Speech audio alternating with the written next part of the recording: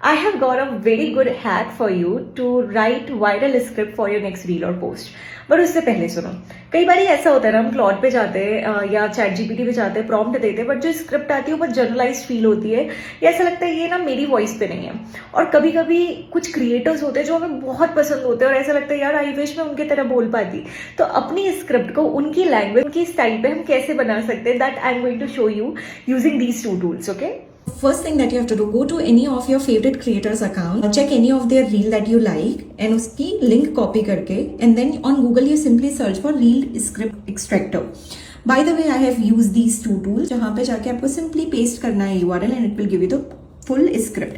Like that, at least 2 more creators का script आप copy करो, then use this particular prompt जिसमें आप अपनी script डाल रहे हो और जो script है ये favorite creators की वो, and then it will give you the content script in your voice and your script written in their voice.